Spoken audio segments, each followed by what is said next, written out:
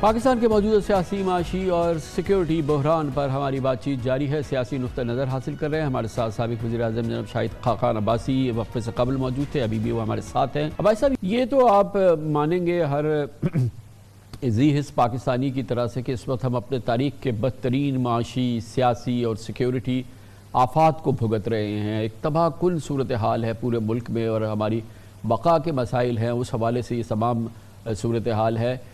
آپ کے نزدیک اس صورتحال سے نکلنے کا کیا طریقہ کار ہے؟ آپ اس تحریک سے جڑے ہوئے ہیں جو ری امیجن کر رہی ہے، ری امیجننگ پاکستان۔ آپ مفتاح اسماعیل، مصطفیٰ کھوکھر اور بڑے اچھے پاکستانی جو ہیں وہ آپ کی اس کاز کے ساتھ ہیں۔ کیا سمجھ رہے ہیں آپ کہ پاکستان کو ہم کیسے صحیح راہ پہ ڈال سکتے ہیں اور اس چنگل سے اور اس جنجال سے ہم کیسے نکل سکتے ہیں؟ جو یہ ہم نے کوشش کی ہے کہ ایک نان پارٹیزن، ایک غیر جانبدار فورم ہو جہاں پر ملک کے مسائل کی بات ہو سکے، کیونکہ جو ہماری پارلیمان ہے، صوبائی اسمبلی ہیں، وہ کم از کم پچھلے 5 سال میں تو عوام کی بات کرنے سے قاصر رہی ہیں، عوام کی تکلیف پر بات کرنے سے قاصر رہی ہیں، ملک کے مسائل پر بات کرنے سے قاصر رہی ہیں۔ اور آج بھی یہی حالات ہیں کہ سیاست صرف ایک دوسرے کو گالی نکالنے کا کام ہے اور ایک دوسرے پر کی حد تک کرنے اور الزامات لگانے اور جیل میں ڈالنے کا نام ہے۔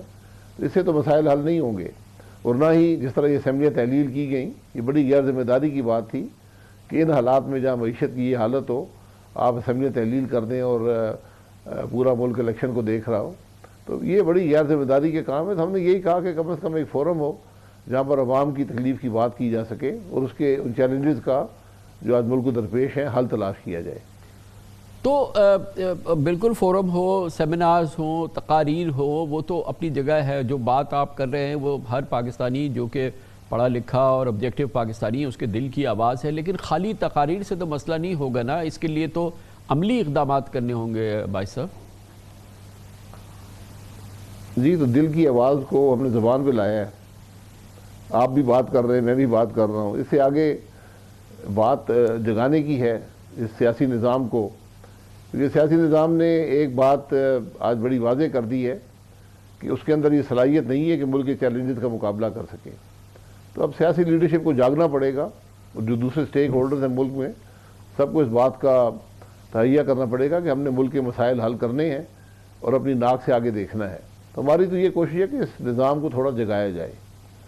تو کیا یہ ممکن ہے بھائی صاحب کہ اگر جو ہمارا سیاسی نظام ہے اس کا ایک کلیدی حصہ، بلکہ سمجھیے کہ ایک بہت بہت بڑا حصہ جو ہے وہ تو 4-5 خاندانوں نے کے قبضے میں ہے، مسلم لیگ نون شریف خاندان کے قبضے میں ہے، JUI مولانا فضل الرحمان کے خاندان کے قبضے میں ہے، ANP ولی خان کے خاندان کے قبضے میں ہے، اور ظاہر ہے کہ پیپلز پارٹی میں زرداری صاحب ہے، ان کی فیملی ہے، پھر یہ سارا ہے۔ کیا واقعی آپ کے جو تصور ہے ری امیجن پاکستان وہ اس قسم کے سیاسی نظام میں اس کو جنم دے سکتا ہے؟ دیکھیں، نظام کیا ہے، سیاسی جماعت کیا ہے، ایک شخص کے قبضے میں ہے یا ایک خاندان کے قبضے میں ہے، یہ ہر ایک کی رائے ہو سکتی ہے، لیکن یہ فیصلہ پاکستان کے عوام اور ووٹر کو کرنے دیں۔ یہ فیصلہ وہ کرتا ہے کون سی قیادت اسے قبول ہے، اور اس کے نتائج جب وہ فیصلہ کرتا ہے اس کے نتائج اس کو بھگتنے پڑتے ہیں۔ تو وہ بات تو اپنی جگہ پر ہے، وہ تو آپ ملک کے اندر غیر جانبدار و شفاف الیکشن کرائیں گے 2-3 تو یہ سب معاملہ خود ہی ٹھیک ہو جائے گا، لیکن اصل بات یہ ہے کہ کیا نظام ملک کے اندر الیکشن سے ہوگا یا پہلے جماعت کے اندر بھی الیکشن ہو جائے صاف شفاف؟ کامران صاحب، دنیا میں کسی جماعت کے اندر الیکشن نہیں ہوتے۔ یہ ایک بڑا غلط تاثر ہے کہ جماعتوں میں الیکشن ہوتے ہیں اور ان کی قیادت ہمیشہ کنسنسس سے کام ہوتا ہے۔ آپ دنیا کے کسی بھی جمہوری ملک میں چلے جائیں، جماعت کے اندر الیکشن جو ہوتے ہیں ڈیوائیڈ کر دیتے ہیں جماعت کو، اس لیے الیکشن نہیں کرائے جاتے، کنسنسس سے لیڈرشپ سامنے آتی ہے، اور وہ کنسنسس جو ہوتا ہے وہ پھر پولنگ اسٹیشن پر ٹیسٹ ہوتا ہے۔ تو جو آج ملک میں قیادت ہے اس کو آپ اچھا سمجھیں، برا سمجھیں، اتفاق کریں یا نہ کریں، خاندان کی ہو یا نہ ہو، وہ بیلٹ باکس سے ہی آتی ہے۔ مگر آپ دیکھیں بھائی صاحب، معاف کیجئے گا، میرے دل میں بڑا احترام ہے نواز شریف صاحب کے لیے، لیکن ابھی آپ دیکھیں نا کہ اب جب یہ وقت آیا تو وزیر اعظم ان کے بھائی بن گئے، پھر جب پنجاب کے وزیر اعلیٰ کی ضرورت ہوئی تو شہباز شریف صاحب نے اپنے بیٹے کو بنا دیا، پھر چیف آرگنائزر کی بڑی ہوئی ضرورت ہوئی تو بڑی ہماری عزیز ہیں اور احترام ہے، مریم بی بی کو چیف آرگنائزر بنا دیا، اور اس کے ساتھ ساتھ آپ دیکھ رہے ہیں کہ پھر یوتھ کے لیے جو ہے وہ کیپٹن صفدر جو ہیں وہ ہو گئے. یہ مطلب ایک بہت ہی عجیب و غریب مثال ہے اوورآل اگر دیکھیں تو. دیکھیں آپ یہ بالکل تنقید آپ کی میں اس کا احترام کرتا ہوں، لیکن حقائق بھی ذرا دیکھ لیں. شہباز صاحب پچھلے 5 سال سے پارٹی کے صدر ہیں، اور یہ جو فیصلے ہوتے ہیں پارٹی کے صدر ہی کرتا ہے. اس کو وہ فیصلے اگر غلط کریں گے تو پھر پارٹی کا نقصان ہوتا ہے. نواز شریف صاحب پر ہم اعتماد کرتے ہیں. یہ جماعت پچھلے 35 سال سے وہ اس کی لیڈرشپ کر رہے ہیں، اور ان کے فیصلوں پر ہمیں اعتماد ہے. تو وہ فیصلے میں نے کہا کہ ہمیشہ جو فیصلے آپ کرتے ہیں ان کی کامیابی یا ناکامی وہ بیلٹ باکس میں ٹیسٹ ہو جاتی ہے. تو اب ایک فیصلہ کیا گیا ہے، مریم نواز صاحبہ جو ہیں وہ چیف آرگنائزر ہیں اور اب وہ اپنا کام کریں گے. یہ ایک جنریشنل چینج ہے جماعت کے اندر. تو آپ بالکل اس پہ تنقید کر سکتے ہیں کہ موروثیت کی بات ہے، لیکن موروثیت کا فیصلہ بھی جو ہوتا ہے وہ پارٹی کا ورکر اور ووٹر ہی کرتا ہے. اور موروثیت جو ہے اس کو کوئی ڈسکوالیفیکیشن سمجھنا مناسب بات نہیں ہے. لیکن ذرا مجھے سمجھائیے گا کہ پارٹی کے ورکر نے یا لیڈرشپ نے موروثیت کا فیصلہ کیا ہو؟ یہ جو آپ کے حالیہ فیصلے ہوئے ہیں یہ نون لیگ کی ورکرز نے اور آپ کی لیڈرشپ نے مل بیٹھ کے فیصلے کیے؟ جی، یہ فیصلہ جو ہوتا ہے وہ جس لیڈر پر آپ اعتماد کرتے ہیں وہی فیصلہ کرتا ہے، چاہے وہ مشاورت جس سے بھی کرنا چاہیں وہ کرتے ہیں. اور پھر یہ دیکھا جاتا ہے کہ پارٹی ورکر قبول کرتا ہے، ووٹر قبول کرتا ہے یا نہیں کرتا. آپ کے سامنے بہت سی مثالیں ہیں کہ یہ فیصلے کامیاب بھی رہے ہیں اور ناکام بھی ہوئے ہیں. تو اسی حوالے سے کو دیکھنا پڑتا ہے. آپ کے ہاں جو آپ ری امیجن کی پاکستان کو کرنے کی بات کر رہے ہیں، پاکستان کے اس نظام سے آبویسلی آپ شاکی ہیں ہر پاکستانی کی طرح سے، اور آپ سمجھتے ہیں کہ اس کو ہم نے نیا جنم دینا ہے، ری امیجن کرنا ہے پاکستان کا. اس میں پھر پاکستان کی جو جمہوری سیاسی جماعتیں ہیں ان کا بھی اس میں احتساب یا اس نظام میں بھی تبدیلیاں آپ تجویز کر رہے ہیں، آپ کے ذہن میں ہیں؟ دیکھیں، جو جماعت ہوتی ہے اس کا احتساب جو ہوتا ہے، جو سیاستدان ہوتا ہے اس کا احتساب بھی بیلٹ باکس پر ہی ہوتا ہے، پولنگ اسٹیشن پر ہی ہوتا ہے. یہ ہماری جو خرابیاں ہیں یہ بنیادی طور پر جو غیر آئینی مداخلت نظام کے اندر رہی ہے، اور جو غیر آئینی اثر آج بھی موجود ہے، چاہے وہ اسٹیبلشمنٹ کی طرف سے ہو، چاہے وہ جوڈیشری کی طرف سے ہو، چاہے وہ میڈیا کی طرف سے ہو، اس کے بڑے گہرے اثرات ہوتے ہیں. اور جو ملک ووٹ کا احترام نہیں کرتا، جو ووٹ کو عزت نہیں دیتا، اس کے لیے پھر مشکلات پیدا ہوتی ہیں. اور آپ کے سامنے ہم آج ایک مثال ہیں کہ جو ہماری معیشت ہے، یہ سب معاملات ہیں، یہ خرابی بنیادی طور پر ووٹ کی چوری کے نتیجے میں ہے. جو ہم نے ایک تسلسل الیکشنز کا جو فیئر نہیں کرا سکے، اس کی وجہ سے یہ حالات آج پیدا ہوئے ہیں. تو عباس صاحب یہ بھی فرمائیے کہ اب اس وقت جس صورتحال سے ہم گزر رہے ہیں، اس گرداب سے ہم کیسے نکلیں جس میں ہر طرف سے پھنسے ہوئے ہم نظر آتے ہیں؟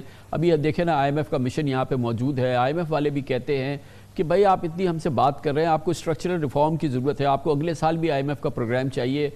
ہمیں نہیں پتا کہ ابھی آپ کے مہینے میں 2 مہینے میں حکومت جائے گی، 3 مہینے میں حکومت چلی جائے گی. ظاہر ہے زیادہ سے زیادہ کچھ ہی مہینے کی بات ہے. آگے آنے والی حکومت کا ہمیں کیا پتا کہ وہ کیا اس پروگرام کو ایکسیپٹ کرے گی یا نہیں کرے گی، اس پورے معاملات کو آگے بڑھائیں گے نہیں بڑھائیں گے. ایک پوری دنیا ہمارے اس کنفیوژن کو دیکھ رہی ہے اور ہمارا ملک خود اس کنفیوژن کا بری طرح سے متاثر ہو رہا ہے. آپ کے نزدیک فوری طور پہ ہمیں کیا کرنا چاہیے؟ کوئی کنفیوژن نہیں ہونی چاہیے. جو معیشت کے چیلنجز ہیں، جو معیشت کے حل ہیں، وہ بڑے واضح ہیں. اس کے اور آئی ایم ایف پروگرام اس کا بڑا حصہ ہے اس وقت.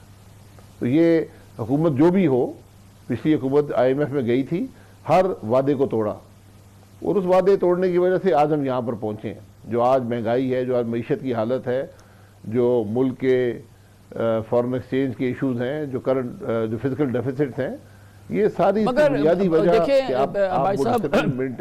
یہ تو گزشتہ حکومت نے توڑا تھا. یہ جو آپ کے وزیر خزانہ مفتاح اسماعیل نے آئی ایم ایف کے ساتھ انڈرسٹینڈنگ کی تھی، اس کے بعد جب ڈار صاحب آئے تو کیا وہ انڈرسٹینڈنگ کو رکھا گیا اگلے پچھلے 4 مہینوں کے دوران؟ کیا اس کی ساکھ کو اور اس کی حرمت کو برقرار رکھا گیا؟ کیا آئی ایم ایف کے پروگرام کو کی باقاعدہ کریڈیبلٹی کو چیلنج نہیں کیا گیا؟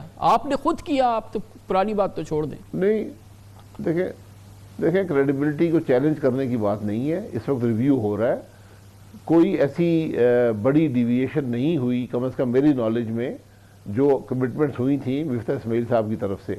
یہ آئی ایم ایف کا پروگرام ہے، کوئی ذاتی پروگرام نہیں ہے۔ یقیناً ہر فائنانس منسٹر کی اپنی اسٹریٹجی ہوتی ہے، ڈار صاحب کی اپنی اسٹریٹجی ہے، لیکن میرا کوئی طریقہ نہیں ہے کہ آپ آئی ایم ایف کے پیرامیٹر سے باہر جا سکیں۔ کوشش یہ ہوتی ہے، یہ آئی ایم ایف کے پیرامیٹر سے عباس صاحب معاف کیجئے گا، باہر ہی گئے نا، 4 مہینے آپ نے ایکسچینج ریٹ کو فکس کر دیا، تو آپ پیرامیٹر سے باہر ہی گئے نا، اس کے نتیجے میں پاکستان کو 14% یکمشت ڈی ویلیو کرنا پڑا۔ پیرامیٹر سے نکلے تو آپ کو یکمشت 35 روپے پیٹرول کی قیمت بڑھانی پڑی، پیرامیٹر سے نکلے تو آپ کو کس مصیبت سے گزرنا پڑے۔ اگر یہ 4 مہینے پہلے یہ چیزیں نہیں کی جاتی تو اس عذاب سے میں تو ہم نہیں پھنستے نا۔ دیکھیں آپ نے آپ کی خود فائنانس منسٹر نے ڈیویشن کی۔ جی میں یہی کہہ رہا ہوں نا کہ ہر فائنانس منسٹر کی اپنی اسٹریٹجی ہوتی ہے، ہو سکتا ہے اس میں غلطی ہو جائے، ناکامی ہو جائے، لیکن کوشش، اس میں کوئی نیت کی خرابی نہیں ہوتی۔ کوشش یہ ہوتی ہے کہ عوام پر بوجھ کم سے کم پڑے۔ جب یہی کوشش عمران خان کی بھی تھی، جب اس نے آئی ایم ایف کے پروگرام کو سٹال کیا، تو یہ کوشش اس کی کیوں نہیں ہو سکتی، صرف ڈار صاحب کی ہو سکتی ہے؟ میں عمران خان صاحب، جو کچھ عمران خان صاحب نے کیا وہ آپ کے سامنے ہے۔ $1 ارب ہم ہر مہینے پیٹرول پمپ پر پھونک رہے تھے، وہ ملک کو تباہ کرنے کے فیصلے ہیں، ان کو اس بات کو علیحدہ چھوڑ دیں۔ آپ بالکل ڈار صاحب پہ تنقید کر سکتے ہیں کہ کرنسی کو فلوٹ کرنا چاہیے تھا، ہمیں جو آئی ایم ایف ریویو میں جلدی جانا چاہیے تھا، یہ بالکل یہ بجا تنقید ہو سکتی ہے اور غلطی بھی ہو سکتی ہے، لیکن یہاں کوئی نیت پر شبہ نہیں ہے۔ کوشش ہوئی ہے، کچھ کامیابیاں ہوئی ہیں، کچھ ناکامیاں ہوئی ہیں، آپ نے پروگرام کو آگے بڑھانا ہے اور اپنی جو اگر غلطی ہوئی ہے ماضی میں، اسے سبق حاصل کرنا ہے۔